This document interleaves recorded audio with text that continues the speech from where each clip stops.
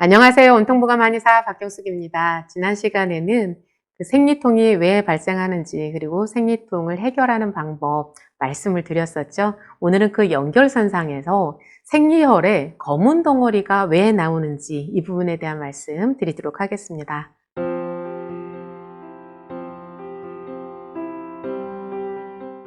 여러분들 그런 경험 없으셨어요? 생리할 때 막 덩어리가 이렇게 울컥울컥 나오는 느낌. 그러면 막 왠지 두려운 느낌이 들잖아요. 근데 우리들이 이렇게 젊었을 때도 그렇지만 이게 딸들이 아니면 손주들이 생리하면서 막 이렇게 덩어리가 나오면 아이들이 막 놀라는 경우가 있어요. 그럴 때 이게 덩어리가 왜 나오는지를 알면 또 이렇게 좀 안심시켜 줄 수 있잖아요. 자, 생리혈에 검은 덩어리가 이렇게 쏟아져 나오는 것은 한마디로 설명을 드리면 어혈 때문이에요. 그렇다면 내 온몸에 막 그런 덩어리진 피가 돌아다니고 있다는 얘기인가? 이런 생각이 들 수도 있는데 그건 전혀 아니니까 걱정하지 마시고요. 내 몸의 전체적인 그 혈액순환과 자궁 내에서의 문제는 좀 별개예요. 그거는 좀 따로 떼서 이해를 하시면 되고요. 그렇다면 왜 어혈이 그렇게 많이 생길까? 이제 이 부분을 이해를 하셔야 되는데 그거는 지난달 생리할 때에 그 자궁 내막, 탈락된 내막이라든지 그 피가 충분히 잘 빠져나가야 되는데 그것이 빠져나가지 못하고 고여 있어서 그것이 어혈이 된 거라고 이해를 하시면 되세요. 그래서 생리통을 이제 저희 공부하면서 그런 말씀을 드렸었죠. 이 자궁 내막이 두터워졌다가 탈락이 되고 그것을 내보내기 위해서는 적당한 압력이 필요한데 이 프로스타글란딘이라는 물질이 나와서 자궁 내압을 올려서 이제 이렇게 밖으로 배출하는 것이다.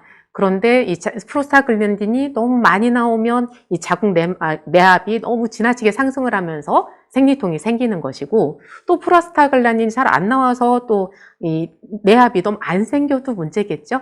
어쨌든 이렇게 그 평소에 그 골반각 내 혈액이 부족하다든지 순환이 안 된다든지 이런 여러 가지 문제점들로 인해서 이 탈락된 자궁 내막과 그 피가 밖으로 잘 빠져나가지를 못하고 이 자궁 안에 이렇게 남아있을 때 그것이 고여서 어혈이 된다고 보시면 되는 거예요. 그래서 지난달 생리 시에 빠져나가지 못했던 그 피가 남아있다가 이제 이번 달 생리에 그 덩어리로 나오는 거죠. 그래서 지금 당장의 문제가 아니라 이제 지난달의 문제였던 거고 또 그 지난달의 문제였던 거고 이렇게 이해를 하시면 되는 거죠. 그렇다면 이 어혈이 왜 생기는가? 좀 전에 말씀드렸던 것처럼 지난달 생리할 때 원활하게 배출이 안 돼서 그런다고 했잖아요. 그죠? 그러면 그 원활하게 배출이 안 되는 원인, 그거는 생리통에서 찾아봤던 원인과 비슷한 거죠. 이제 피가 이제 골반각 내 혈액이 부족하다든지 아니면 순환이 안 된다든지 이래서 내막이 두터워지고 탈락하고 내보내고 이 과정 자체가 원활하게 안 되는 것 또는 이제 그 자궁은 골반 내 장기라고 했잖아요. 그래서 골반이 틀어져 있어. 자궁이 틀어져 있으면 당연히 이 배출이 이렇게 반듯이 있어야 이게 탈락된 것이 밑으로 원활하게 빠져나갈 거잖아요. 근데 이렇게 틀어져 있거나 뒤로 이렇게 굽어져 있거나 이런 상태가 되면 그 내막에서 이제 탈락된 것들이 밖으로 잘 빠져나가지 못하잖아요. 자, 이런 측면에서 이 골반을 바로잡는 것, 이런 것들이 중요하다. 이제 이런 말씀을 드리고요. 그 다음에 이제 골반을 바로잡는 것이 이제 혈액순환 관점에서도 제가 이제 서해부랑 내전근 뜯는 거 이렇게 말씀을 드렸었죠. 그런 운동이 중요하다. 그런데 이제 여기까지는 지난 시간 이제 영상 그 생리통이 왜 발생하는지 이 영상을 보시면 좀 더 자세히 있으니까 참조를 하시면 되는 거고요. 또 하나 중요한 문제가 있어요. 이 부분을 놓치기 쉽기 때문에 오늘 꼭 말씀을 드리고 싶었는데 우리가 생리를 할 때에는 이게 한번 나갔던 것을 그냥 나가야 돼요. 원활하게 배출이 안 되는 것도 문제지만 잠을 잘 때는 이렇게 반드시 누워서 자게 되잖아요. 그러다 보니까 이게 액체라는 것은 위에서 아래로 이렇게 흐르잖아요. 그런데 눕게 되면 이제 이게 평평하게 되잖아요. 그러니까 이게 흘러서 나가려고 하다가 나가지를 못하고 다시 되돌아오는 이런 일들이 생기는 거예요. 그래서 그게 언제 그런 일이 발생하냐면 이게 그냥 막 내보낼 때 그냥 나가면 되는데 이 생리대가 이 흡수율이 굉장히 좋아야 되는 거예요.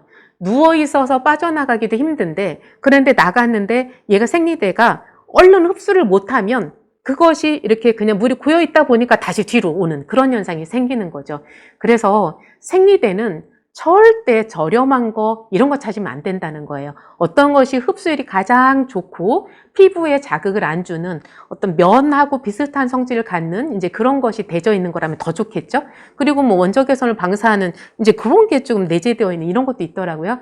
어쨌든 이 생리혈을 가장 빠르게, 그러니까 이제 생리대가 크기만 하다고 좋은 게 아니라 아무리 커도 얘가 빨리 흡수하지 못하면 이제 이게 거꾸로 들어갈 수 있거든요. 그래서 이제 물을 부어서 비교해 봐도 알아요. 그래서 이제 좀 생리대를 몇 가지 이렇게 사다 놓고 한 개 정도는 한번 비교를 해보는 거예요. 물을 부으면 의외로 그냥 붓자마자 흡수되는 게 있고 어떤 거는 물을 부었는데 한참 동안 고여있다 이렇게 흡수되는 게 있어요. 그래서 이 생리대가 이 생리혈을 빨리 흡수하지 못하다 보니까 그것이 이렇게 평평한 상태로 이렇게 누워있을 때 이렇게 뒤로 들어갈 수 있다.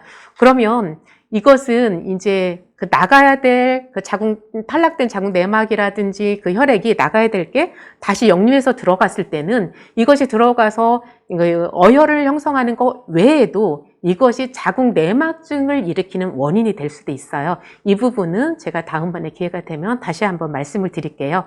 자, 어쨌든 오늘은 생리혈에 검은 덩어리가 왜 생기는지에 대해서 짤막하게 설명을 드렸어요. 검은 덩어리가 나오는 것은 어혈 때문이다. 근데 어혈은 왜 생기느냐? 지난달에 빠져나가야 될 그 생리혈이 잘 빠져나가질 못하고 고여 있어서 그것이 생리혈이 된 것이다. 이것이 빠져나가지 못한 원인에는 자궁 내압이 잘 올라가지 못한다든지 아랫배가 너무 차가우면서 혈액순환이 안 된다든지 아니면 골반이나 치골결합이 틀어져 있다든지 이런 원인들로 인해서 생길 수도 있었죠. 그리고 또 한 가지는 뭐라고요?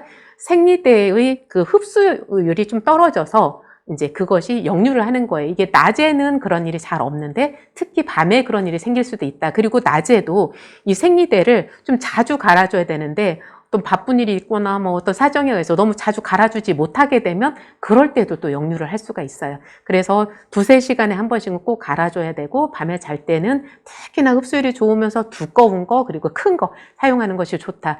생리대의 중요성 이 부분을 제가 오늘 말씀을 드렸어요. 자, 검은 덩어리가 나온다고 해서 겁먹지 말자. 이것은 어혈 때문이다. 그리고 어혈을 이제 풀어주는 그런 여러 가지 치료법도 중요하지만 이 생리혈이 역류하지 않게 하는 것 이것도 중요하다.